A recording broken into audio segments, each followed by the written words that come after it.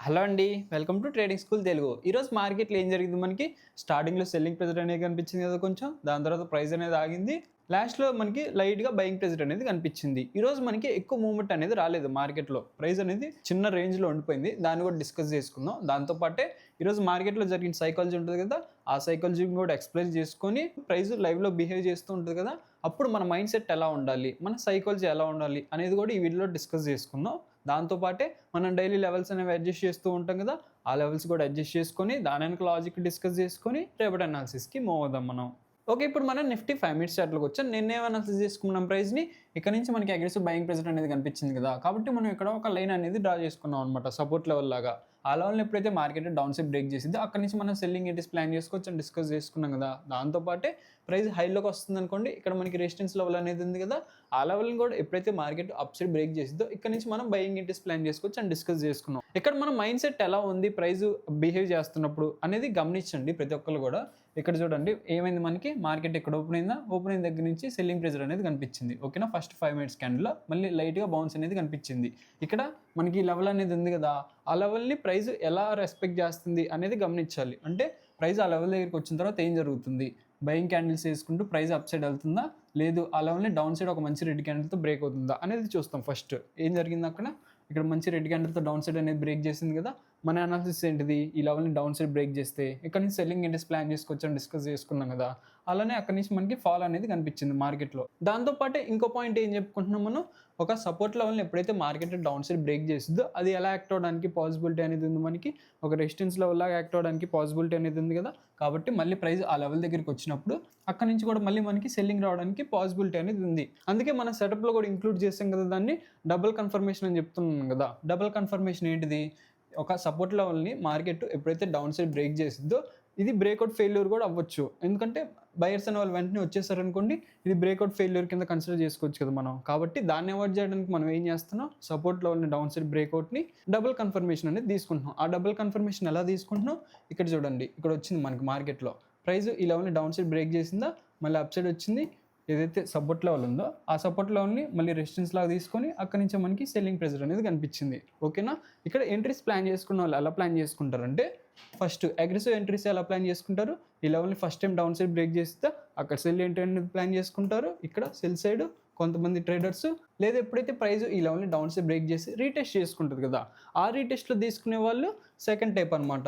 ఇలా కొంతమంది ఎంట్రీస్ అనేది ప్లాన్ చేసుకుంటారు. ఇక్కడ ఇద్దరు వ్యూ ఎటు సైడ్ ఉంది. ఫస్ట్ టైమ్ ఎంట్రీ తీసుకున్న వాళ్ళకి, సెకండ్ టైమ్ ఎంట్రీ తీసుకున్న వాళ్ళకి సెల్లింగ్ మైండ్ సెట్టే ఉంది కదా! అంటే ప్రైస్‌లో ఫాల్ వస్తదన్న మైండ్ సెట్టే ఉంది. కాబట్టి ఎక్కువ మంది మార్కెట్‌లో ఎటు సైడ్ ఉన్నారు? సెల్ సైడ్ ఉన్నారా? లేదు బై సైడ్ ఉన్నారా? అని ఫైండ్ ఔట్ చేసి మనం కూడా అటు సైడ్ ఎంట్రీస్ తీసుకుంటే మన ప్రాబబిలిటీ కూడా ఇంక్రీజ్ అయిద్ది. మనం దాన్ని ఎలా ఫైండ్ ఔట్ చేస్తున్నాం? లెవెల్స్ డ్రా చేసుకుంటున్నాం. దాంతో పాటే అక్కడ జరుగుతున్న సైకాలజీని కూడా అర్థం చేసుకుంటున్నాం. బ్రేక్ అవుతుందా? అప్ సైడ్ వస్తుందా? అలాగా సైకాలజీని అర్థం చేసుకొని సెటప్ అనేది బిల్డ్ చేసుకొని సెటప్ ప్రకారం ఎంట్రీస్ అనేది ప్లాన్ చేసుకుంటాం మనం. నెక్స్ట్ గమనిస్తే ఏం జరిగింది? మనకి అక్కడి నుంచి లైట్‌గా ఫాల్ అవుతూ వచ్చిందా? ఇక్కడ గమనించండి ఒక పాయింట్. ఇక్కడ చూస్తే ఏం చేసుకుంది? ప్రైస్ అనేది ఒక సపోర్ట్ లాగా తీసుకుంది కదా! అంటే ఈ లెవెల్‌ని ఎన్నిసార్లు టెస్ట్ చేసింది మార్కెట్? చాలా సార్లు టెస్ట్ చేసింది కదా! ఇది ఒక సపోర్ట్ లాగా తీసుకుంది. ఆ సపోర్ట్ లెవెల్‌ని ఏం చేసింది మార్కెట్? డౌన్ సైడ్ బ్రేక్ ఇచ్చింది కదా!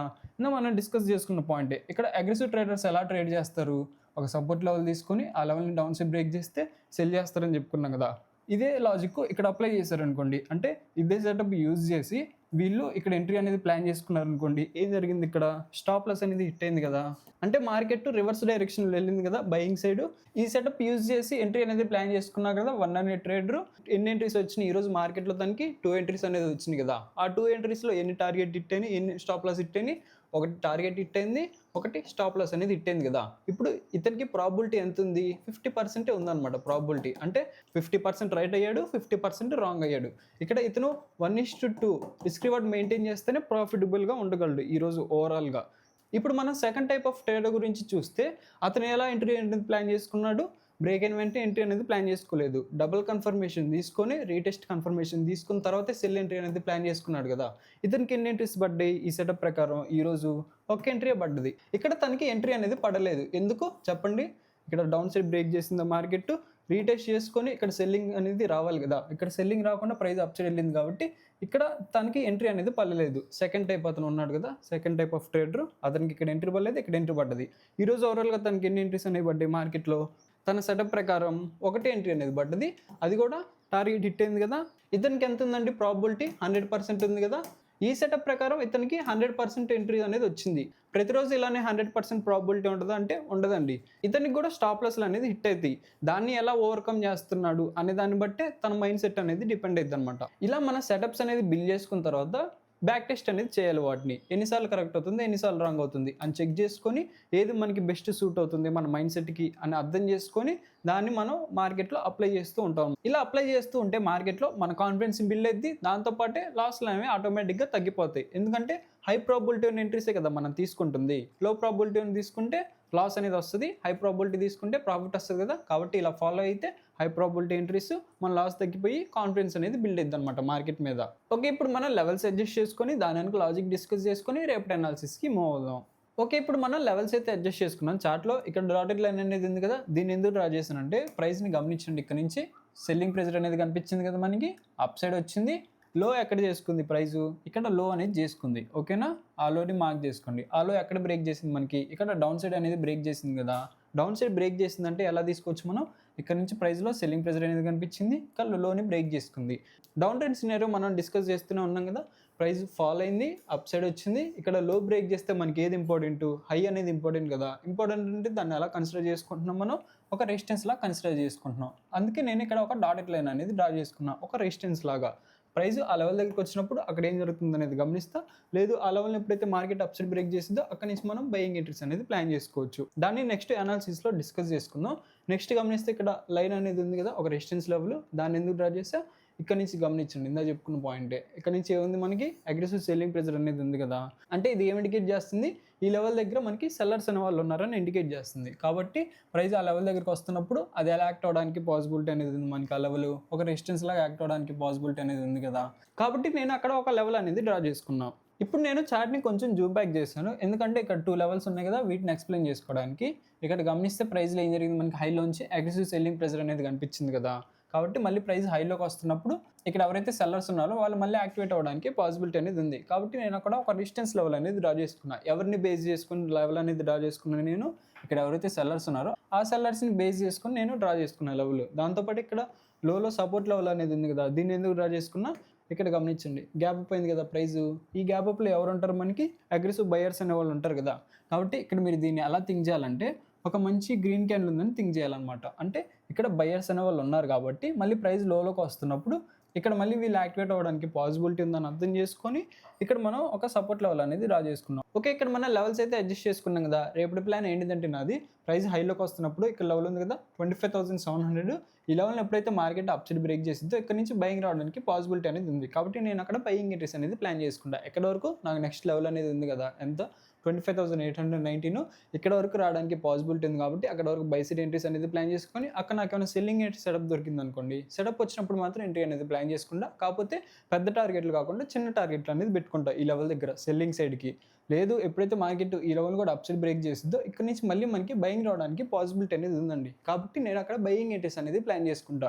బ్రేక్ ఇన్ వెంటనే ఎంట్రీ అనేది ప్లాన్ చేసుకునే కంటే కూడా ఈ లెవెల్ దగ్గర చెప్పుకున్నాం కదా, ఇలా రీటెస్ట్లో మనకి ఏమైనా బయింగ్ ఎంట్రీ సెటప్ దొరికితే బై సైడ్ ఎంట్రీ అనేది ప్లాన్ చేసుకోవచ్చు. ఇది సెల్ సైడ్. బై సైడ్ ఎలా ఉంటుంది మనకి? ఇట్లా మార్కెట్ అప్ సైడ్ బ్రేక్ చేసిద్ది, ఒక మంచి గ్రీన్ క్యాండిల్తో అప్ సైడ్ వెళ్ళిద్ది, మళ్ళీ లోకి వస్తుంది కదా.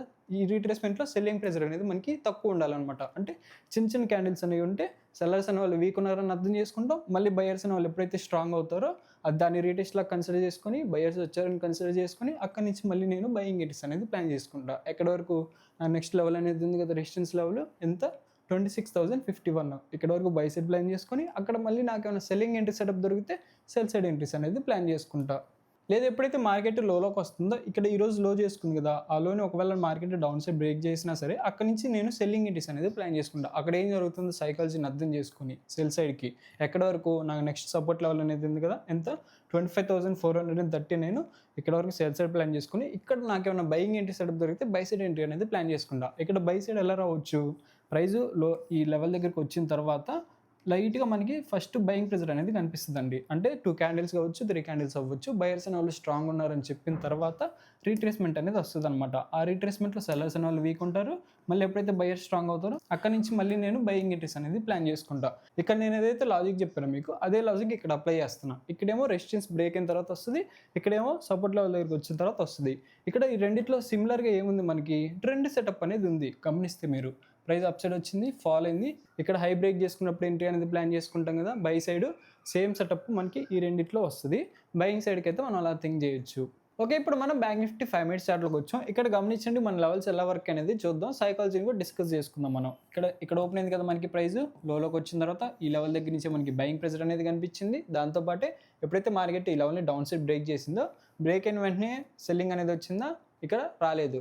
ఫస్ట్ ఇంత మనం డిస్కస్ చేసుకున్నాం కదా, ఫస్ట్ టైప్ ఆఫ్ ట్రేడర్కి ఇక్కడ ఎంట్రీ పడింది, తనకి స్టాప్ లాస్ అనేది హిట్ అవ్వలేదు. మళ్ళీ లైట్గా రీట్రేస్మెంట్ అనేది ఇక్కడ రీటెస్ట్ అనేది చేసుకుంది కదా ప్రైస్. ఈ రీటెస్ట్లో ఎవరికి ఎంట్రీ పడిద్ది, సెకండ్ టైప్ ఆఫ్ ట్రేడర్కి ఎంట్రీ అనేది పడిద్ది.